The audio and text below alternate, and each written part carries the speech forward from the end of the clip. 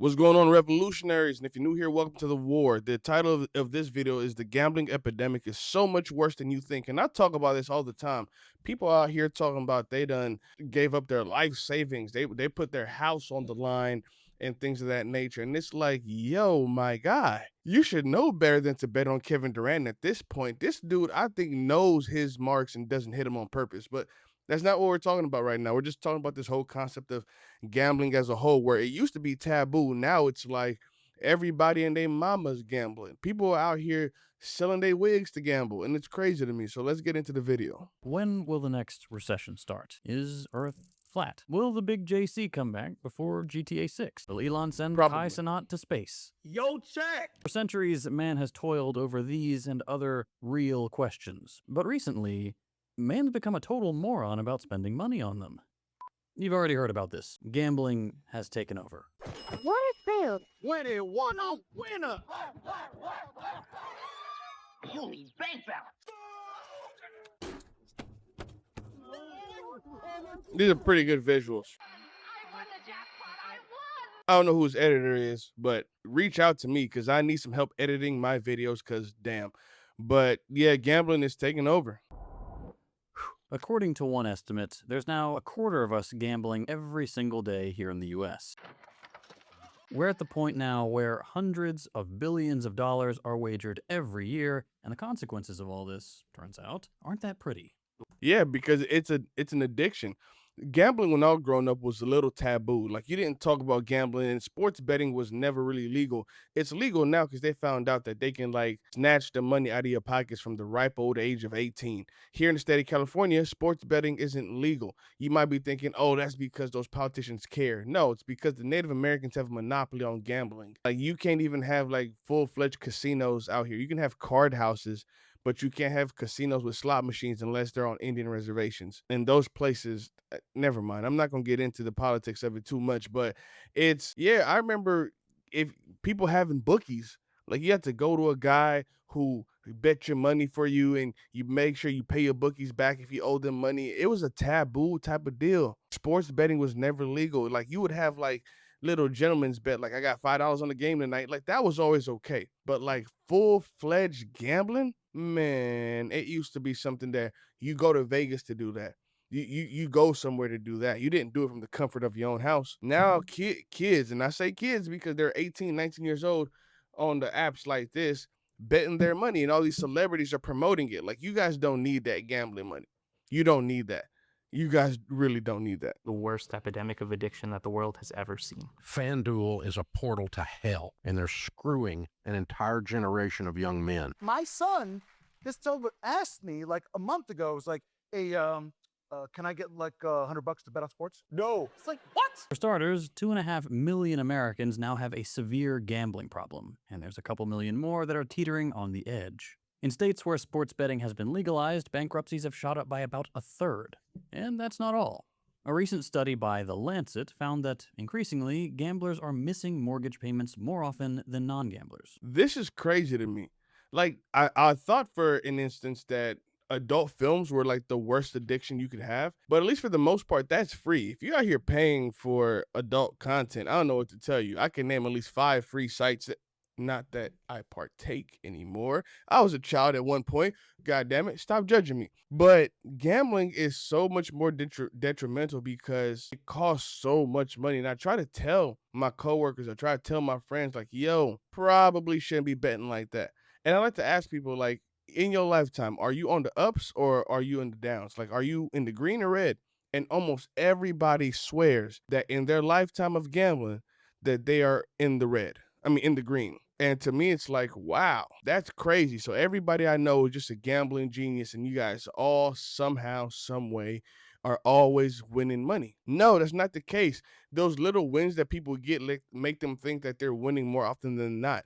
And you're losing a lot of the times. You're gambling. If you're going to gamble like this, you might as well just go do day trading because that ain't nothing but gambling either. Or more likely to lose their jobs. are more likely to commit acts of domestic violence and are, across the board, experiencing higher rates of both depression and suicidality. One of the top causes for suicide, gambling addiction. Research by the University of Bristol found among 20-year-olds, problem gamblers had quadruple the risk of attempting suicide compared to people who don't gamble. I know this is all a bit preachy, but I wanted to get it out on the table before we get to the rest of the video, because we're gonna lose track of all that as we go deeper on this topic. Gambling can be really devastating, and the more it becomes popular, the more people are affected by that. But gambling can also be fun, and not a big deal, and just a regular boring vice like smoking or drinking. That isn't necessarily good, but, you know, it's not the end of the world. I agree with that. That's why I do all my gambling in Vegas. That's where I swear I go do my gambling. I go there. I'm legit at blackjack. I personally feel like I'm legit at blackjack. I was just talking about how these guys all think that they're winning when they're really losing, but I actually keep track of my blackjack wins and losses.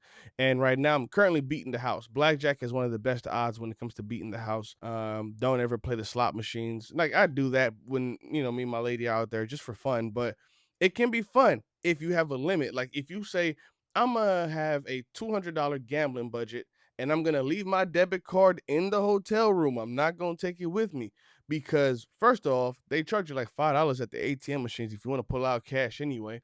But also, you're not gonna beat the house in the long run. If it's a losing day, it's a losing day. You take out more money, you just gonna lose more money. Gambling can be fun if done right. And I also think, like, in Vegas, gambling is no fun because they took away a lot of the cheap gambling options. Like, you used to be able to play like $5 hands in blackjack. Now pretty much everywhere, like the table minimum is like $20 to $25 hands. And a lot of people just aren't trying to do that. Like, they're really making it a rich man's thing. That's why a lot of regular people are switching over to sports betting. There's an app called Kalshi. You know, these dudes out here betting on the weather. You know that you can bet as to what temperature it's going to be outside. You can bet on literally anything. When I found out you can bet on the weather, I was like, we have reached levels of degeneracy that are beyond comprehension. Like, betting on weather, that's when gamblers have ascended past a regular gambler, otherwise known as a gambler level 2. Okay. And then when I found out you can bet on certain things like what foot somebody's going to step off the bus with first, like when NBA or NFL game is about to start and the players step off the bus, you can make a bet as to like which foot they're going to step off the bus with first. That's beyond the gambler level 2. Like, you can go even further. Like, it gets crazy out here. I've had poker nights with friends. I've played the lottery. I've flipped boosters on eBay to make a 12-year-old cry. Gambling doesn't make me, you, a bad person, but it does make for a bad economy. No, I lost it all. We are a country with a gambling problem, and this video isn't going to be about whether or not you should gamble. I don't care.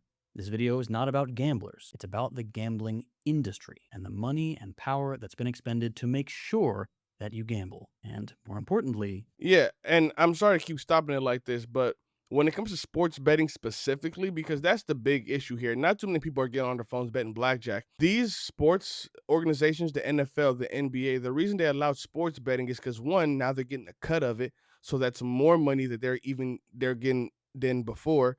These gambling companies are advertising, like Prize Picks, DraftKings, all that. They're advertising with the NBA, NFL, and all that, so they're getting money right there as well. And then when people are gambling on sports, they're more likely to be tuned in.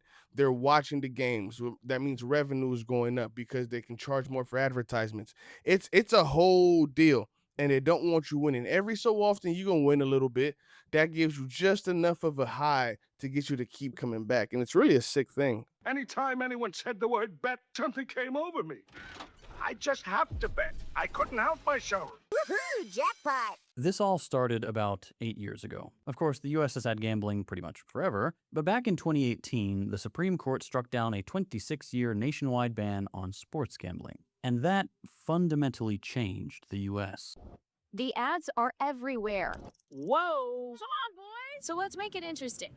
Sports books, such as those offered by DraftKings and FanDuel, took in $150 billion worth of bets in 2024. $150 billion worth of bets. That's crazy. And then you have these celebrities like Kevin Hart who are promoting it. And it's like, Kevin Hart, bro, you can skip a commercial or two, dog. He doesn't turn down a single commercial ever. If there's a commercial out there, Kevin Hart is going to be in the commercial. That's just what he does. And it's like, you don't need the extra money. I do, though, which actually brings me to today's sponsor, Prize Picks. No, I'm joking, but it felt slimy, didn't it? It felt off. And that's how I feel whenever I see these celebrities do this nonsense. Oh my God! I just won $117,000! 7 weeks. Oh my God! Right, yes. So listen, what the hell was that? For the last couple decades, it used to be that you could pretty much only legally gamble, especially on sports, in Vegas and a choice few cities. Come as you are to downtown casino center of the all-new Las Vegas Club Hotel Casino and the elegant visual. That's old Vegas, baby. I wish I was old enough to experience the old Las Vegas. I've heard some stories about what happens in Vegas stays in Vegas. Like, I've heard some stories as to why that phrase is in existence. And I wish I could have experienced it. Vegas now is no fun anymore. And it's expensive, and that's why people are turning onto their phones to gamble, which is crazy to me because you don't need to do that. There's way too many things that you can spend your money on right now. You could take that money that you're spending gambling and do literally anything else. You can go have some real fun, especially if you're always losing. The gambling addiction, I don't understand it because at least when you smoke or drink, you reach some kind of euphoric state to where you feel like you're escaping reality. There is like no fun in gambling, like sports betting, when you're watching the player who only needs to get one more bucket refuse to take a jump shot. Maybe that's the fun. Maybe that's the level of excitement. But like, how can you constantly lose and then be addicted? Are you trying to get your money back? As someone who plays blackjack, I know that every dollar I put on the table is money that's already gone. As soon as I buy those chips and I put that into play, I don't have that money anymore. If I win some money back, wonderful. But that's money I never expect to get back. The fact that you guys are gambling this much and losing this much and continuing to gamble, it just baffles me. Because it's like, what on God's green earth are you doing? I don't understand the appeal. But unless you lived on the Strip, gambling was contained and small enough that it wasn't going to take over your life. In this context, sports betting was a small-ish business. Tell you what, put a sawbuck on Captain Nemo and the Third at Belmont's. In many cases, it actually served as a loss leader for casinos. Sports leagues were pretty strongly against it, and all that meant that it wasn't hugely popular. You had to make an effort. It wasn't an everyday thing. It ruined or improved relatively few lives. But that's not where we are now. New Jersey won a landmark ruling from the Supreme Court on Monday, allowing the state to legalize sports betting. Flash forward a few years, and all of a sudden, 38 out of 50 states have now legalized sports betting. That Supreme Court decision swept through the country, and it's now actually harder to find somewhere that you can't gamble than somewhere you can. Not only that, in the last 8 years, most states didn't just legalize sports betting, but specifically online sports betting, making it so gambling is not just easy, but it's now a daily practice for millions of people the way checking the news might be. You know what? I think that's where the issue is. I think sports betting is perfectly fine if you want to do it, minimally and have fun doing it, but I don't think you should be allowed to do it on your phone. I think you got to go somewhere. They have to add a barrier there, get people to not sports gamble. And I'm usually a type of person who believes in freedom. The whole point of my channel is freedom, fun, and adventure. I don't like people telling me what to do, and I don't like telling other people what to do. And sometimes it's like, well, how far do you go to protect people from themselves? Because then you're infringing upon their freedom. People should have the freedom to throw their life away if they feel like it. And God damn it, if you want to throw your life away gambling, who am I to tell you not to do it? But as a decent human being, I would like for my fellow man to not suffer like that. But then how can you really do that? Like, I can't think of any good way, like, stopping the suffering without also infringing upon people's freedoms. Then you start to weigh it out, the freedom to protection ratio. There's a phrase out there, not a phrase, there's a quote, and I forget who quoted it, but it says anybody who's willing to give up fundamental rights for temporary security deserves neither freedom nor security. And I forget who said it, and if I find it, I'll put it up somewhere. But it's the God-given truth that you shouldn't necessarily have to protect people from themselves at the same time you want people to live good lives. So what do? You just let them gamble. But I think that sports betting should only be allowed inside of the casino. I don't think you should be allowed to bet on sports on your phone. Not me. I think that it opens up too many doors, especially when you consider like 18-year-olds can do this. Now, you guys might be thinking to yourself, well, 18-year-olds are adults. I'm sorry. I don't consider an 18-year-old an adult. I think you know how they have preteens? You're like a pre-adult. I don't think you're really an adult until you're the age of like 25. And that's when I think you should be allowed to make a lot of the adult decisions. But topic for another day. Oh my God, if I get one more yard, I'll win my bet. I win my bet. Yes. Go, bro, go. I need one more yard. Bro, where you going? Bro, stop. This is when FanDuel and DraftKings took over. I remember for a while, but honestly, still today, actually, you couldn't watch anything without Post Malone, Charles Barkley, Kevin Hart, or Kevin Hart, actually, promising crazy payouts for small bets made directly on your phone. Yeah, it's absolutely crazy. Like I mentioned before, I don't like seeing these celebrities who already have enough money trying to get money off of people's vices, people's degeneracy. It's weird. Like Kevin Hart, yo little ass don't need no more money, bro. Like how many like how many more cars do you need? You already have the Tyco cars. What do you drive? A smart car? That don't take up no gas. So the fact that you want to make more money and more money and more money is absolutely disgusting to me because at the end of the day, it's all man's greed. And I don't know if gambling is also a product of man's greed because I think a lot of people don't necessarily want to get rich. They just want to win. But like the cost to benefit analysis would let you know that it costs a lot and the benefit's almost zero. So I don't think you guys should be gambling. Oh, look, wait a minute. There's my $200. The promises in these ads were pretty simple. Jackpot, baby. Life rocks when you're loaded. Look how easy it is to gamble your way there. You're already a genius because you love sports. And, worst case, you just had a more exciting and emotionally investing watching experience. This message was everywhere because not only did FanDuel and DraftKings rake in billions of dollars of revenue, but sports leagues found out that gambling gave people an extra incentive to watch off-season and less popular games. See? And that's what I was mentioning before.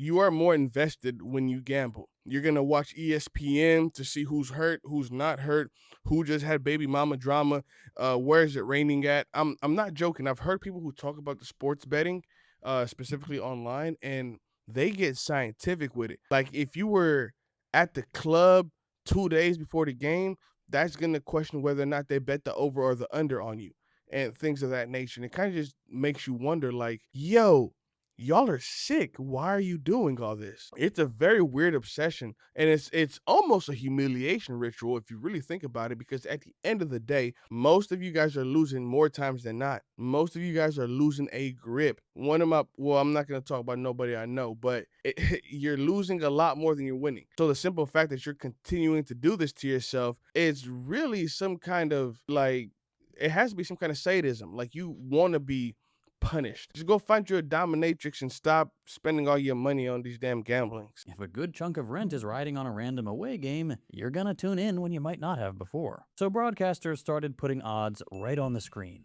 Retired athletes became glorified gambling consultants on major networks. Sports leagues had official partnerships with betting apps. Channels had their own gambling websites. And the number of things you could bet on just kept growing. Nowadays, log into FanDuel and you're not just betting on who's gonna win or what the final score is gonna be, the way sports betting in Vegas used to be. You can now gamble on individual players' stats, yards rushed, receptions, rebounds, assists, and not just in major sports leagues either. Almost any international game, Ukrainian ping pong, Russian basketball, it's all out there somewhere, easy to gamble on. I'll let you know, here in the state of California, where sports betting isn't legal, you can't actually bet on wins and losses or the score. So you have to bet on things like how many points, rebounds, and assists people are going to get. You have to gamble like that here because, like I said, you can't bet on the wins and losses in the state of California because the Native Americans have the monopoly on anything gambling related. We're lucky that we even have card houses. And even though I like playing cards, I don't play cards out here in California. I like to go to Vegas. I like to put that barrier in between me and gambling. Not that I ever was the type to overdo it on the tables anyway. I'm the type, as soon as I lose, I lost. It's over with. I'm going to go to my room. I'm going to cry a little bit, and then I'm going to go and get some food and walk down Fremont Street. I'm not gonna sit here and let you guys take more of my money. Them little Asian ladies will take your money with zero emotion.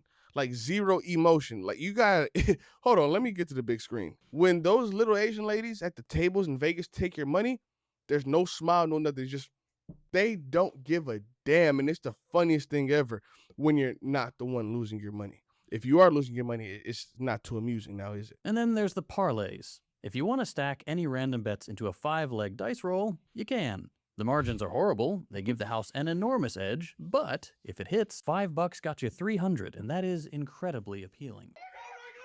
72,000 off a $5 bet. You know, if I were to do sports gambling, that's how I would do it. I would bet like $1 and put up a crazy parlay. It's basically like playing the lottery. If I did that like once a month and I lost $12 a year, I wouldn't be too mad about that. But the fact that you guys are doing this every day is crazy to me. But let's continue. The advent of sports betting has been paradigm shifting for government tax revenue, sports broadcasting, and sports watching. And it's had some pretty bad consequences. And not just all the things we've already addressed. Since 2018, we've seen players and coaches rigging games for sports bet payouts, allegedly. Fans have also been harassing players when their bets don't hit, which is new. And it's almost certainly the biggest single cause behind our national gambling problems. Like with the bankruptcies, it's in the states where sports betting took off that the greatest increase in Google searches for help with gambling addiction also went up. I'm not gonna lie, we're sort of breezing through this because for how bad sports gambling has become, I think we're all roughly aware of it, right?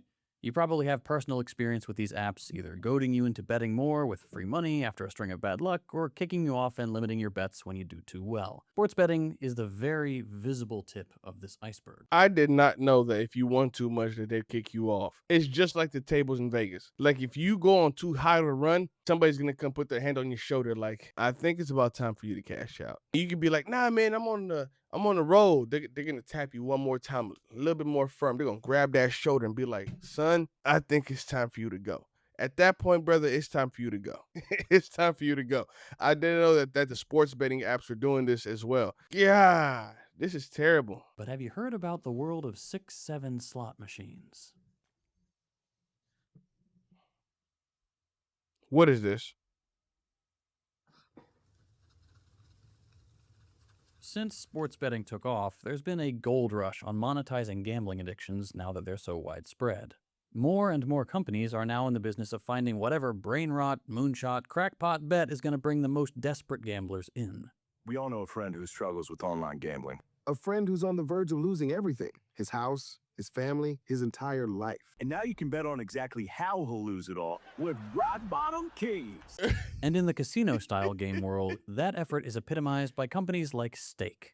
They're the ones behind that 6-7 game, and for the past few years, they've become the main reference in online casinos. Slots, Plinko. The platform has like 4,000 ways to gamble, and the reason you've probably already heard of them before is because the company has spent years now getting mainstream attention, most notably by paying streamers and Drake, Cheers to each and every one of you. millions of dollars to gamble the company's money on stream for their audiences of, let's be real, mostly children. And that's how you always get them. That's how you get them. Let me give you guys a brief history. So when coffee first became a thing, over there in Asia, they tried to make coffee more popular to the public, but they were already tea drinkers. Tea was real ingrained in Asian culture, so they really weren't going to get people to drink coffee as hard as they tried.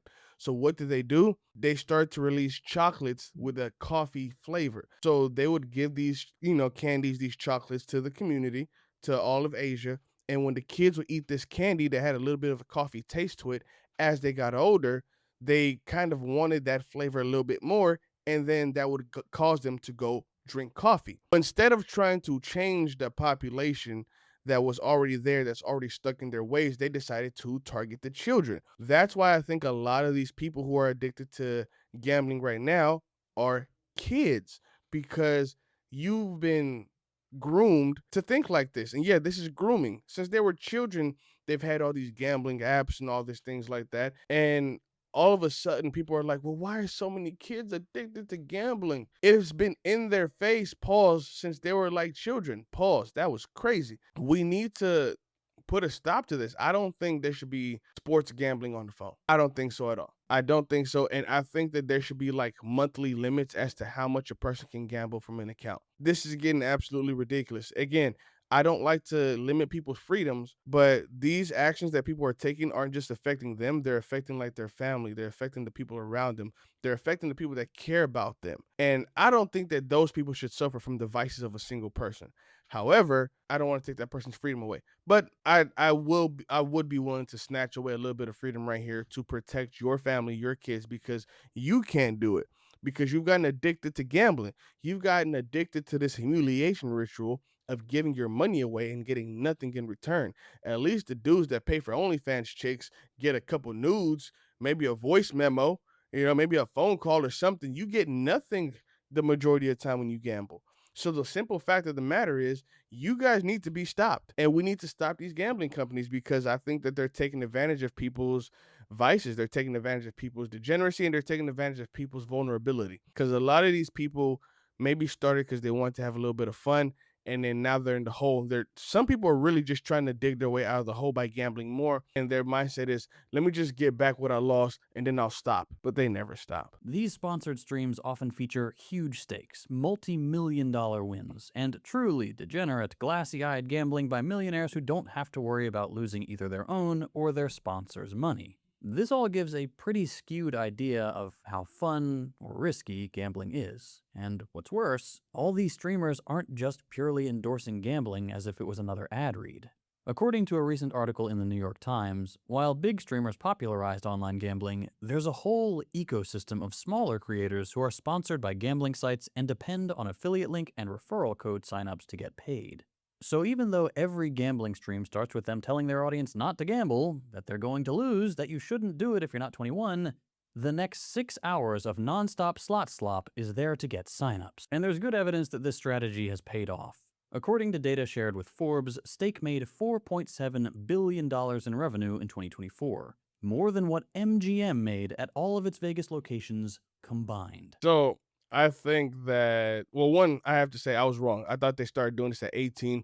Apparently, you got to be 21 to gamble, which is a little bit better. Not much, but a little bit better. I think it should be like 25. And the fact that one app, one company made more than everybody at MGM combined. And when you consider MGM has all these locations, all these employees, all these buildings that they have to maintain, and Stake is just a company that's online for the most part, this is crazy. They are rolling in it. They're getting rich off of this. And when I was a little younger, I wouldn't have mind owning a casino myself. But now that I look at all the dangers that come with gambling, I apologize. I stutter sometimes. I have a little bit of a speech impediment. When I see all the issues that come with gambling, I cannot in good faith tell people or like open up a casino because I don't think it'll be positive anymore. I don't think they're as good because I don't think people are over there having fun like they used to have fun. People are in there literally struggling, and it's a crazy thing. You want to know what's like a childish version of a casino? Chuck E. Cheese or Dave & Buster's. I want you guys, next time you go into Chuck E. Cheese or Dave & Buster's, look at it. It's the exact same layout as the Las Vegas casino. And when you think about things like that, you realize that you've been groomed, you've been getting groomed as long as you could imagine, and you just never realized it. But Stake still has a bit of a reputation problem. It's popular, but its association with the alt-right through its streaming platform Kick doesn't give it the best name.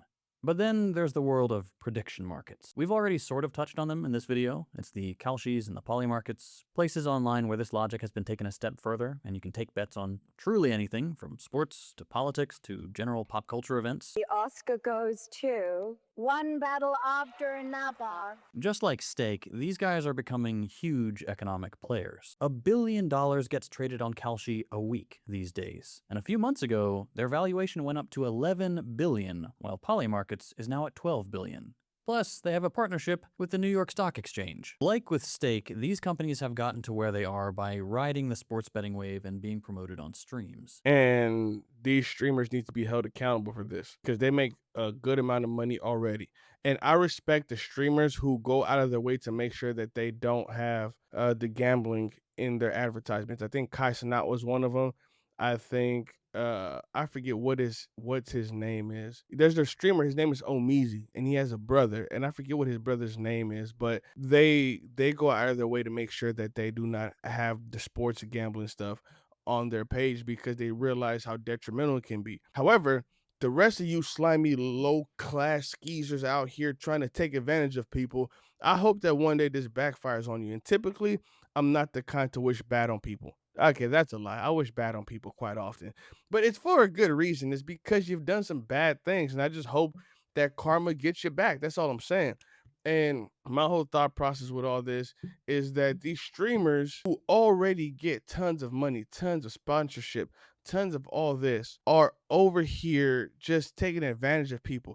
And when I was new on YouTube, and this isn't my first go around trying to like grow a YouTube channel, this is just the first time it's actually starting to take a little, gain a little bit of steam. I probably would have taken some of them sponsorships, not knowing what it did to the people. But now that I know how it works, I don't think I could ever see myself taking a sponsorship from one of these gambling companies. There's no way, unless no, there's no way. I was gonna say something like unless there's like real strict rules, like you have to be at least 30 years old.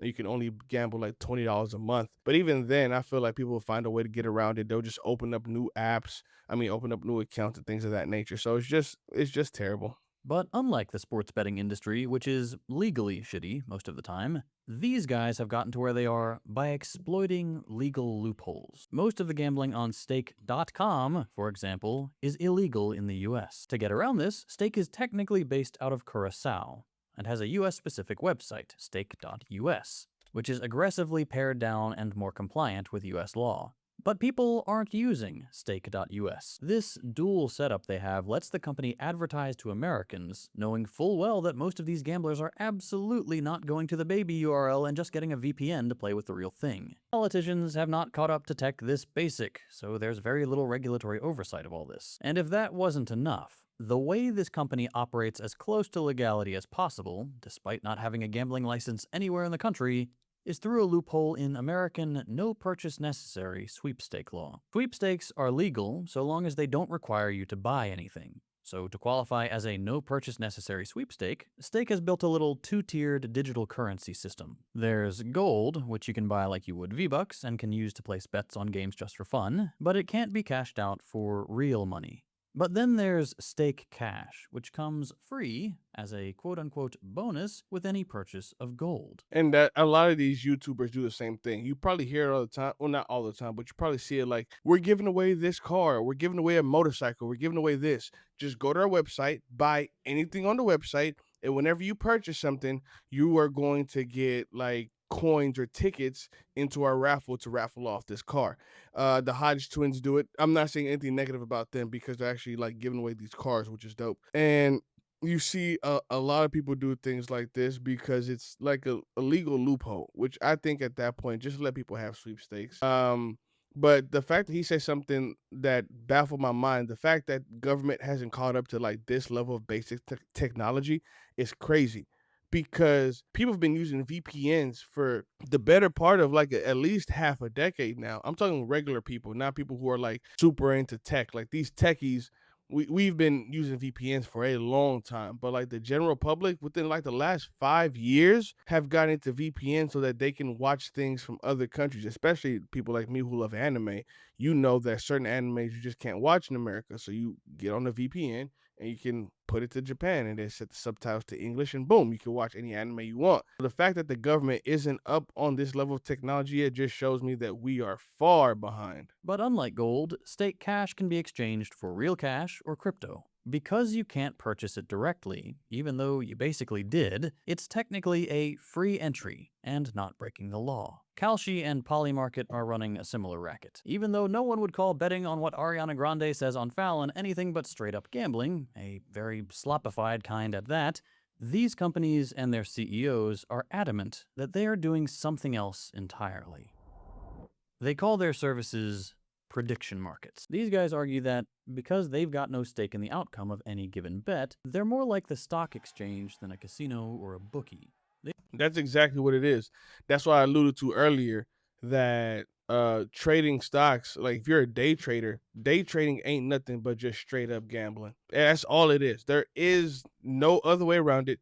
Day trading is just gambling. And we, for whatever reason, like to think that day trading is a good way to get rich, and people convince you that it is. It is not. Most day traders lose. And that's exactly what this is. You guys are nothing but day traders. But instead of, trading currencies or trading stocks, you're trading like just guessing what's going to happen in the world, guessing like what Obama's going to say today, guessing what Beyonce's going to have for breakfast, guessing if it's going to rain 2 or 3 inches tomorrow is absolutely ridiculous. They just take a quick fee. No big deal. What's more, they argue that prediction markets are different from gambling because they're really there to provide us with more information about future events, like a poll, just more accurate somehow. This little workaround has let the company expand across the US, even though, as we already saw, the bread and butter of companies like Kalshi is the same thing that everyone else is doing. They are selling the same product, get rich quick,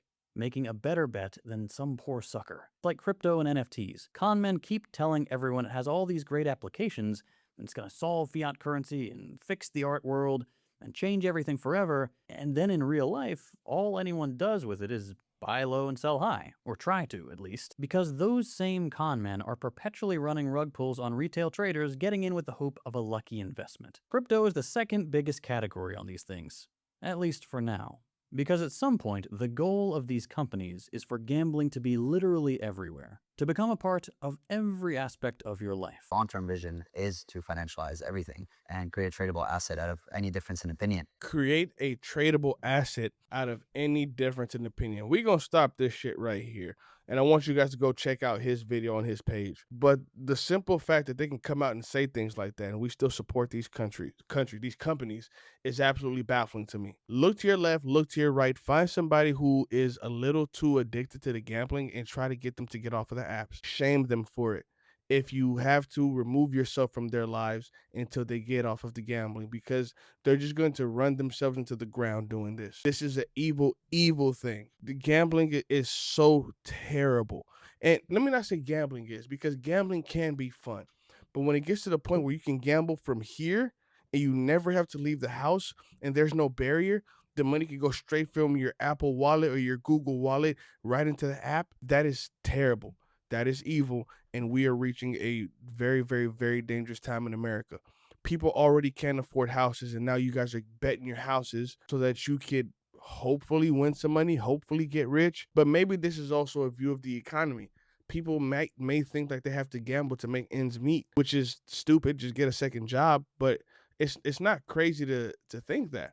It's not crazy to be like, you know what? Maybe people are gambling because spending like $10 is a risk, but that $10 might give them $200 and they may be able to afford groceries. I'm not making excuses for these people because at the end of the day, you got to be smarter with your money, but I can kind of understand. So if you have somebody in your life that's addicted to gambling and you know somebody that needs the help, try your best to help them out. Because if not, they're going to gamble themselves into a point of no return. And when people get to that point, sometimes they like to themselves, and that's the last thing you guys want. Be easy.